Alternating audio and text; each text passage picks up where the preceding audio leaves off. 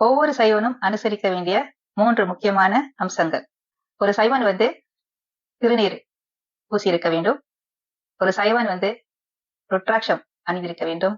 ஒரு சைவன் வாயாலையும் மற்றும் மனசாலையும் 5 எழுத்து பஞ்சாட்சர மந்திரத்தை உச்சரித்துக் கொண்டே இருக்க வேண்டும். நீங்க ருத்ராட்சம் வாங்கினீங்கன்னா இத்தனை முகங்கள் இருக்கின்றன அப்படின்னு ஒரு கணக்கு இருக்கும்.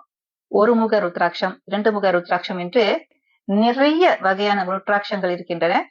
நான் இப்பொழுது அணிந்து கொண்டிருக்கின்ற இந்த ருத்ராட்சம் பாத்தீங்கன்னா இது நான் இந்த வருடம் நேபாள் சென்றிருந்த பொழுது அங்கே நான் வாங்கிய ருத்ராட்சம்.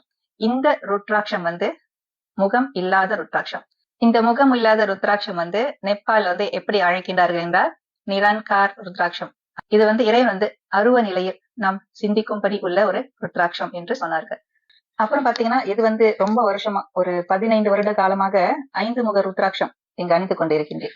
மட்டுமல்லாமல் ஒரு முக ருத்ராட்சம், 2 முக ருத்ராட்சம் வச்சு 9 முக ருத்ராட்சம் வச்சிருக்கேன். இந்த மாதிரி பல வகையான முகங்கள் கொண்ட ருத்ராட்சம் வைத்துக் கொண்டிருக்கின்றேன், அணிந்து கொண்டிருக்கின்றேன். இந்த ருத்ராட்சம் அணிவதனால எனக்கு நிறைய நேர்மறையான விஷயங்கள் நடக்கின்றன. வாழ்க்கையில நிறைய பாசிட்டிவான விஷயங்கள். ஆன்மா அவ்வளவு ஒரு அமைதியா, அவ்வளவு ஒரு சாந்தமா, உடல் ஆரோக்கியமா, சந்தோஷமா இந்த சைவர்களும் முக்கியமாக அணிய வேண்டியது ருத்ராட்சம். மேன்மைக்குள் சைவ நீதி விளங்குக உலகம் எல்லாம். தென்னாருடைய சிவனை போற்றி, எந்நாட்டவருக்கும் இறைவா போற்றி. செய்மர்த்தனிற்கும் நன்றி, வணக்கம். திருச்சிற்றம்பலம்.